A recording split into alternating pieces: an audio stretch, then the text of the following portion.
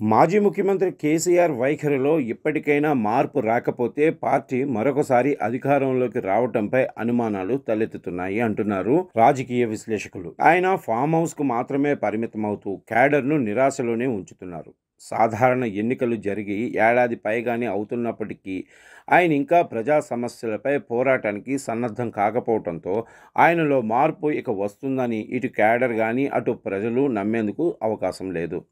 ఏడాది నుంచి అప్పుడప్పుడు ఎన్నికలప్పుడు తప్పించి ఆయన జనంలోకి రావటం లేదు.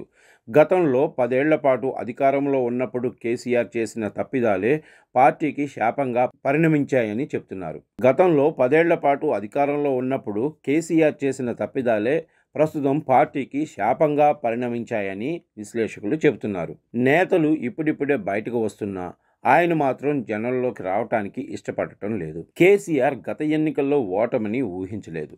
తాను అమలు చేసిన సంక్షేమ పథకాలు తనను గెలిపిస్తాయని బలంగా నమ్మారు. రాష్ట్ర ఖజానాకు భారంగా పరిణమించిన అనేక పథకాలను ఆయన తీసుకువచ్చి ప్రజల మనసును గెలుచుకోవచ్చని భావించారు. కానీ జనం ఆయనను నమ్మలేదు. కేవలం సంక్షేమ పథకాలను చూసి మాత్రమే ఓట్లు వేయరన్న విషయం ఎన్నికల అనంతరం తెలిసి వచ్చింది. ఆయన వ్యవహార శైలి ఓటమికి ప్రధాన కారణం.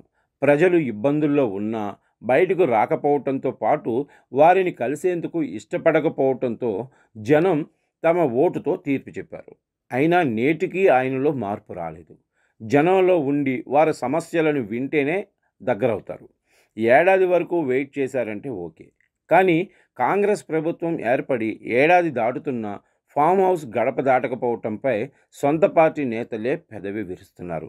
అదిగో వస్తారు ఇదిగో వస్తారంటూ గులాబీ పార్టీకి చెందిన పత్రికల్లో కథనాలు రావటం మినహా ఆయన మాత్రం బయటికి తొంగి చూడటం లేదు. దీంతో పాటు అధికారంలో ఉన్నప్పుడు పెత్తనం చేసిన కుటుంబ సభ్యులే ఇప్పుడు కూడా పార్టీలో కీలకంగా మారటం కూడా కొన్ని సామాజిక వర్గాల వారికి మింగుడు పడటం లేదు అంటున్నారు.